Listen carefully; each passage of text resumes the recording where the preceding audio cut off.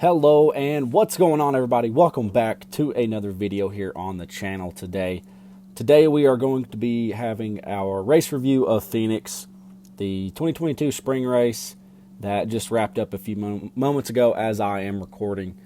There was a lot to unpack here at Phoenix, and if you're looking at the title of this video, you're probably wondering why I hate Phoenix and what I'm going to say about it going forward. So stay tuned for that. I'm going to address that a little later on in the video. But first, I want to congratulate the 14 car of Chase Briscoe on a solid run. There was really no question the last couple laps there that he had pulled away, and he had the fastest car there at the end of the race. So big run by them. Congrats to Chase Briscoe. It's good to see a new driver get a win, a young driver that is just in his second season. So really cool to see him get a win, and congrats to them. He had a really good run all day.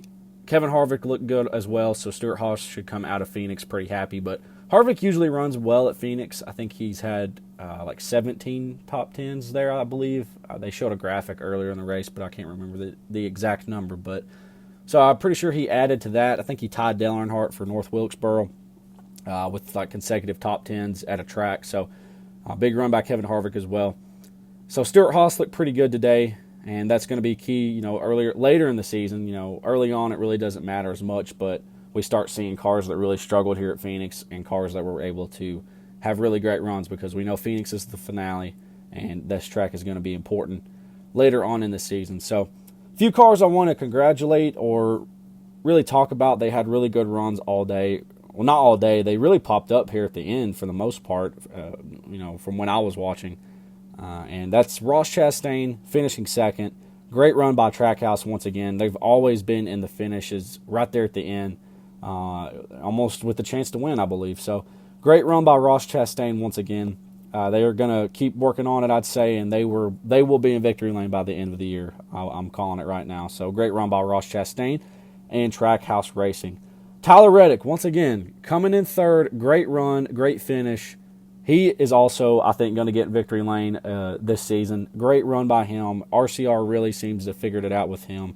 I don't know where Austin Dillon finished. He was 21st. He had a DNF. I think he wrecked there towards the end. So unfortunate for him, but I'm pretty sure he was at least top 15 all day. So great run by Tyler Reddick finishing third. Kurt Busch comes in with 2311 second car and finishes fifth. Great run by 2311 and the 45 car. Bubba Wallace. I don't really think there's any debate now that Kurt Busch is the best driver at 2311. I don't really know if there was any debate for that, but I really think you have to start, and I'm not trying to rag on Bubba Wallace right here, but let's just be honest. He always gets, the spotlight like he's the top 5 driver in the sport. He's won a race last year, rain short in Talladega, but you really have to start looking at, Kurt Busch able to get a top 5 in this car at Phoenix, and Bubba's finishing like 22nd or 23rd. And you kind of have to ask yourself, when is it? I'm not saying that he's going to lose his ride or whatever, but when are they going to stop acting like he's, a top 5 driver every week, putting him on the promos when you have your teammate kicking your butt? I know it's early on in the season, and I know they have a long way to go. And I know Kurt Busch has also been in the sport a lot longer than Bubba. He has a lot more experience. He's ran Phoenix a bunch. But Bubba's had a few years under his belt. He should start, coming along. That's a pretty solid car. 2311's Toyota manufactured. They're pretty much a Joe Gibbs satellite team. And Kurt Busch comes in and gets a top 5 in just like the 4th race of the season. So spotlight is going to start heating up on Bubba Wallace, I believe, if Kurt Busch starts stringing along top 10s and top 5s. So I just wanted to really talk about that for a minute. Again, I'm not trying to rag on Bubba Wallace, but, I think you really have to take a deeper look at that and just, not give him a free pass. Another driver I want to talk about, Ryan Blaney, struggled towards, his crew struggled, but he had a strong run early on, and pretty much the whole half of the race he, was up top 5 leading. So his crew really struggled, and he was not able to pull it out there at the end. So once again, this 12 team struggling to get it done. Chase Elliott, unfortunately, you guys know I'm a Chase Elliott fan, but I'm really kind of getting fed up with the performances we've seen lately. Running second, and caution comes out. You can't pass Briscoe. That's fine. Crew really chokes it up when you need it the most, gets you out sixth for what was going to be the final restart. And instead of choosing the bottom where you could restart, I believe, fifth, even seventh would have been fine. Instead of choosing the bottom where you can fan out and maybe give yourself an opportunity to pick up a few spots, slide up in front of somebody, and get better track position going into turn one, he chooses the outside, and he chooses sixth. I don't know why he chooses the outside. You know all those drivers that are fanning out towards the bottom are going to, drift up there. Ryan Blaney in front of him almost gets pinned into the wall as well. I don't know why Ryan Blaney chose the outside as well.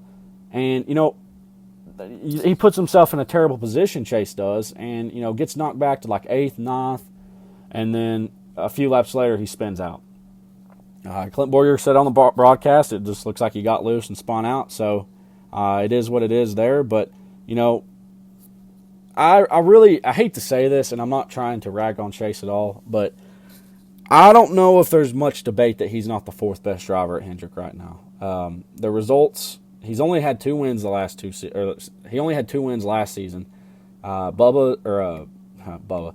Bowman's got more, Byron's got the same amount, and Larson has been without a doubt the best driver at Hendrick. So I know Chase made the Final Four last year, but I think we all know he was really a long shot and was kind of the fourth man out at Phoenix last year. So really need to get it under control over there. I'm not sure what the deal is. I don't know why he struggles so hard to just, even get top threes. I mean, it's just like here lately. It's either if it's not a road course, he's really not been in contention that much. I know at Auto Club he got fenced by Larson, but, I mean, there again, you do make it 3 wide going on the outside, and you put yourself in a bad position. And, I still think he had room, but it is what it is there. You get put in the wall, you have a terrible finish again. And I just really want to start seeing results out of the 9 team because, his teammates have been showing him up the last season. So it's time to get it in check and start getting it done out there, Mr. Elliott. So Atlanta's next week. Going to be a really interesting race there. Pretty much a super speedway is what I'm hearing. They're having a double yellow line, so that really instigates that's going to be a pretty wide open race. So now let's talk about the track. This, in my opinion, was an average race compared to what we've seen this season. I know this is really early on, and this is only like the 4th or 5th. I think it's the 4th race of the season, so it's a little early to tell. But I am not a fan of Phoenix Raceway or Phoenix, whatever it's called now. I don't really like the track at all. I think it's very overrated. Sometimes it gets labeled as a short track, and that could not be farther from the truth. You can't pass there.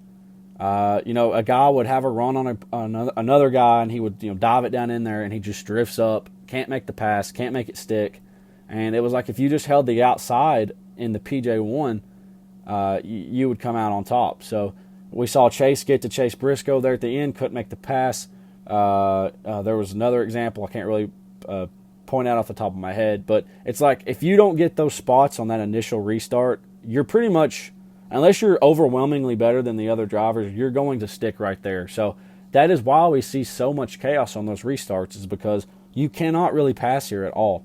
And I think we really saw that today. I think if you go back and watch the race, you'll see what I'm talking about. I think the track is too flat, and with it being too flat, I think they ruined it even more by adding the PJ1 to the top, because all you have to do is stay in the PJ1, and you're going to pull out ahead of the other guy just because you have that extra grip.